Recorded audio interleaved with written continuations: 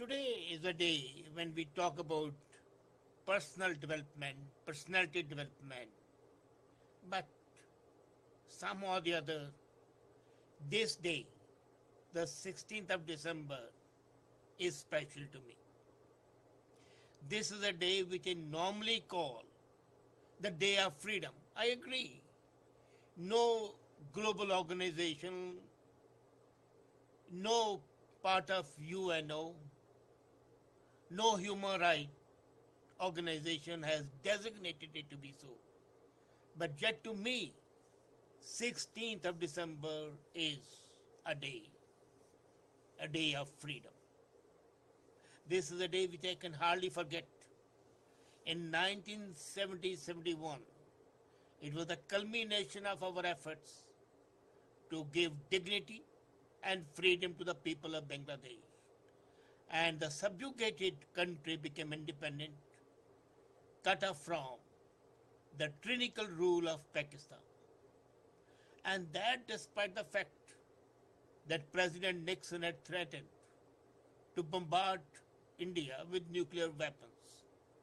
Thanks to our discussion with President Nixon, showing them the reality and the help of Soviet Russia, who sent Enterprise to counter 7th Fleet. India was saved from the nuclear holocaust.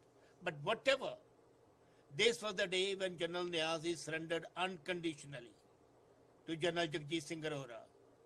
On the Dhaka race course, we witnessed the surrender ceremony giving birth to the new nation, the newest country in the world at that time. But then, is the Day of Freedom only because of Bangladesh becoming independent? No. Way back in 1773, almost 2 centuries before Bangladesh became into being, in North America, a new country was taking birth. And that was the United States of America. It was on this day that there was a Boston Tea Party when the Bostonians, proud Bostonians, climbed the ships and threw the tea chest into the ocean, thereby defying the might of the British Empire, thereby asserting their right to be free, thereby asserting their inalienable right, no representation, no taxes. The exact words were no taxation without representation.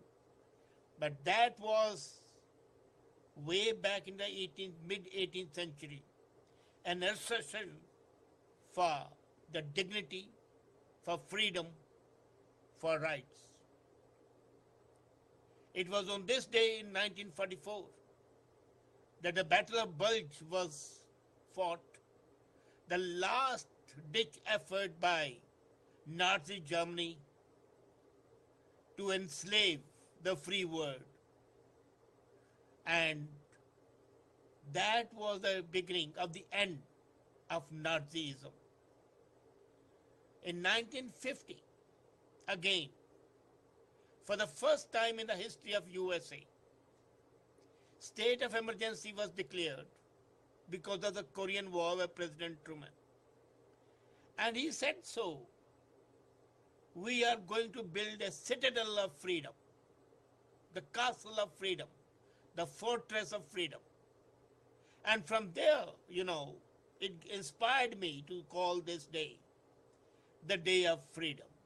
As a matter of fact, when we were talking about the surrender ceremony, this was at the back of our mind, that this was the day when Truman had said that we have to build a citadel of freedom. And we built the citadel of freedom in South Asia. That was the arsenal of freedom, I call it. And 1963, again on this day,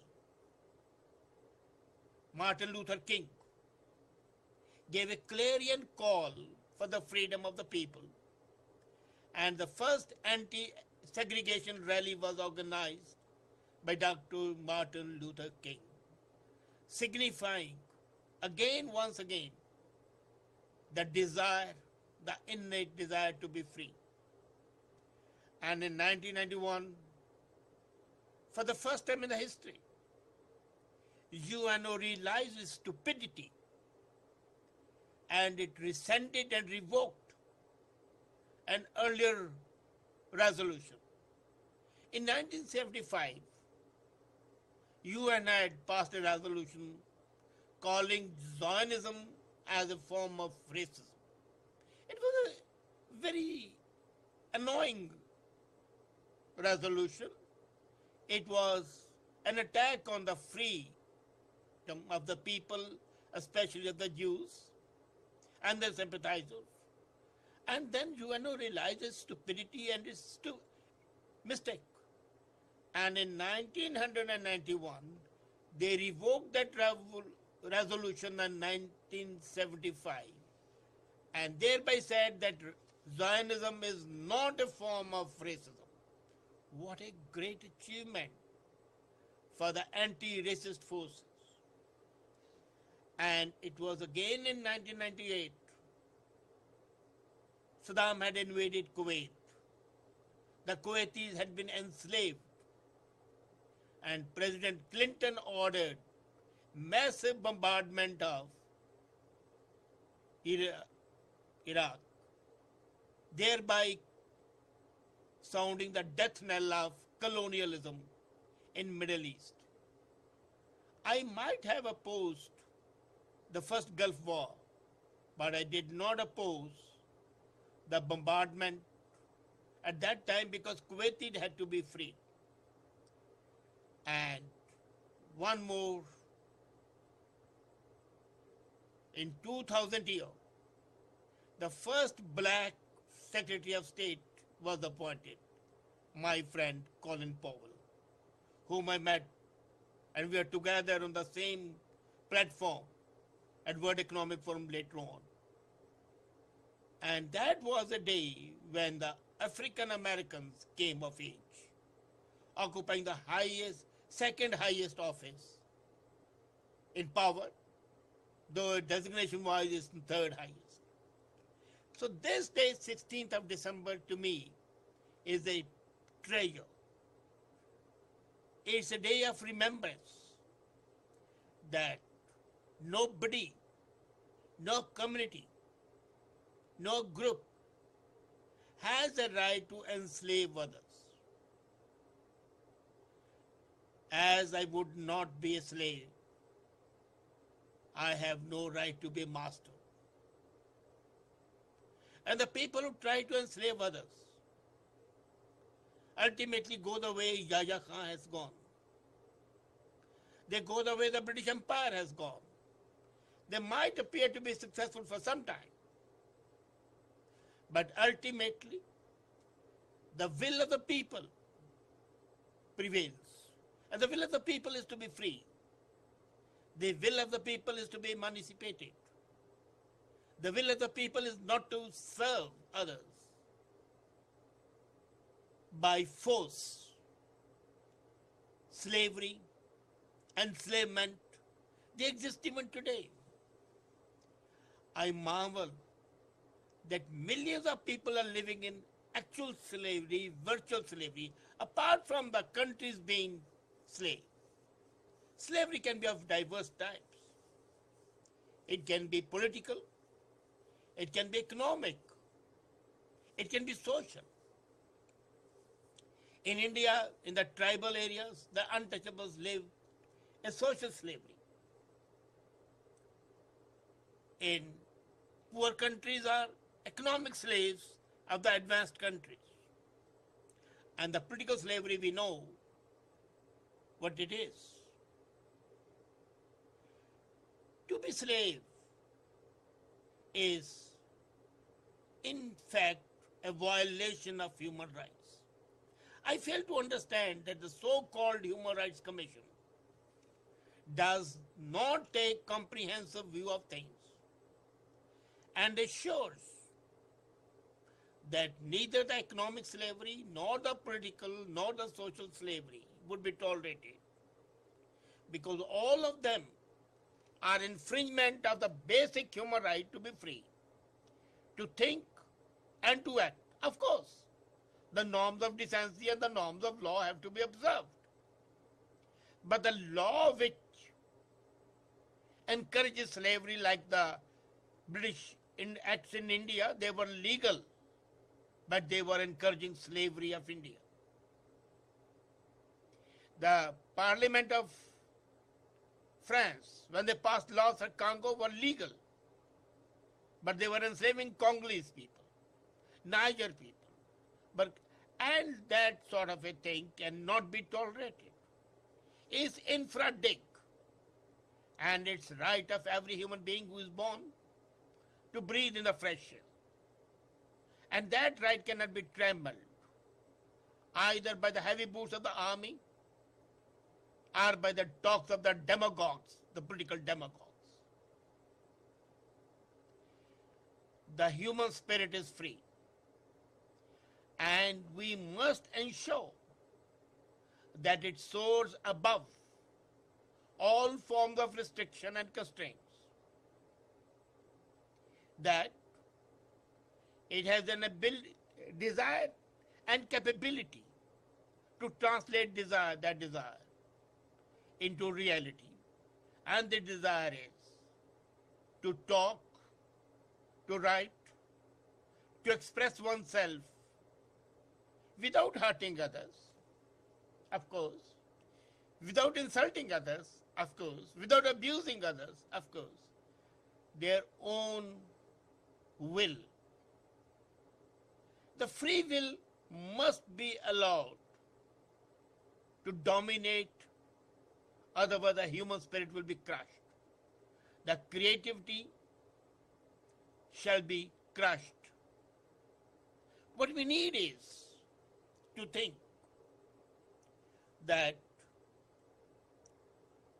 freedom is a birthright of every human being, as it is of animals. I would not like, and I do not like even pets in the homes, for the simple reason that's the slavery of the animals. I have a mental anguish when I see people saying, well, we are keeping pets. How would you like to be encaged yourself?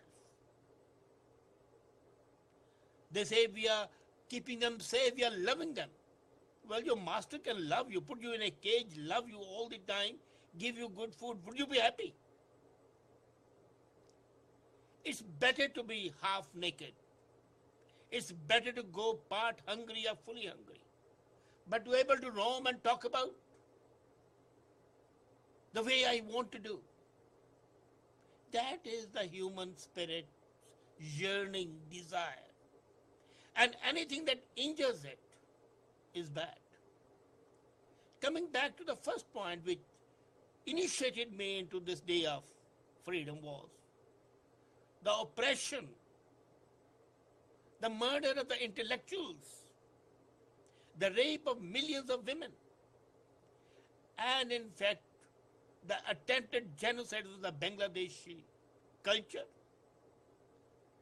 The Bhadarloks were targeted specially, and that could not be tolerated. We had to act. We had to act to protect, safeguard the essence of humanity, the essence of being free. And we were successful. And would you believe that the world has always been successful when there has been a fight against despotism, when there has been a fight against cruelty, when there has been a fight for freedom? Whether it was the French Revolution or an American Revolution, whether it was the American War, Indian War of Independence, or whether it was the Chinese Long March, whether it was Kamal Atatürk's action or London's action. Freedom is my birthright. And as it's a birthright of each and every human being, and we have to protect our freedom.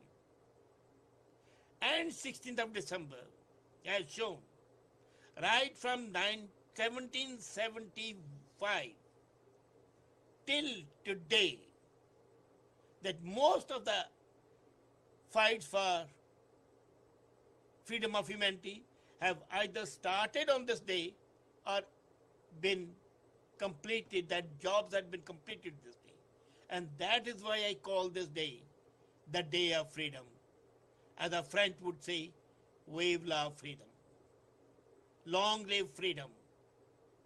And let the success of the Boston Tea Party and the success of the Dhaka surrender and the birth of Bangladesh guide the nations to come to strive for freedom of the people, freedom of the cultures, freedom of the human beings. That's most important. Let this day be commemorated when we realize that the oppression and the slavery cannot be, shall not be tolerated, and human spirit shall soar above all constraints, all restrictions, all enslavement.